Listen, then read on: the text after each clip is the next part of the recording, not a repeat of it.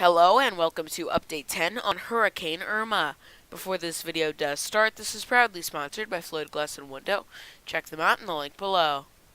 Let's get right into it right now. Currently, Hurricane Irma has winds of 185 miles per hour, pressure of 915 hectopascals, movement west-northwest at 16 miles per hour, latitude of 18.4 degrees north, longitude of 64.8 degrees west.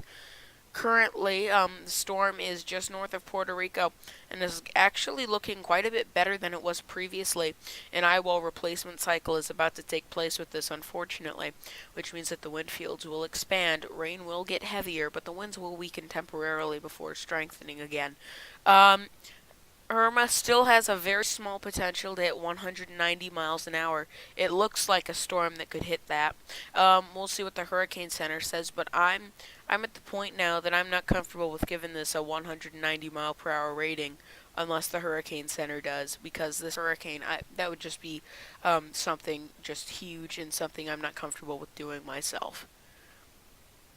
Getting into Irma's forecast for the next 5 days. You can see Irma expected to head up, be a Category 5 for about 48 hours more before it does head into Florida. Miami could get a direct hit from a Category 4 hurricane before it does weaken down to a Category 2. We'll just have to see what happens. This does look like some deja vu, though, from last year when Hurricane Matthew slid up the coast and almost caused some problems. But yeah, the storm could be a direct hit Category 4 landfall. Unfortunately, it is expected to slow down as it does, therefore meaning that we could have a Harvey-like situation again. And with this thing having waves of over 50 feet, that would be a catastrophic situation. Getting into the watches and warnings, you can see tropical storm warnings in effect for that little bit more of the Leeward Islands still in the impact zone. Then Puerto Rico under a hurricane warning. Then the northern side of Hispaniola in a hurricane warning. The southern side in a tropical storm warning and hurricane watch. Then we do have a hurricane warning in effect for the western and eastern tip of Cuba.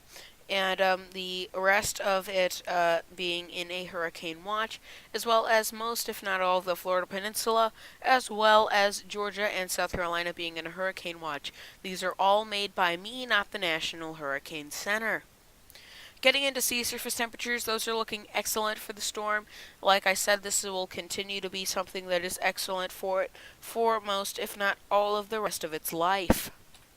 Getting into wind shear also looking great for the storm. So it really still does have room for more intensification if these land masses do not impact it too much.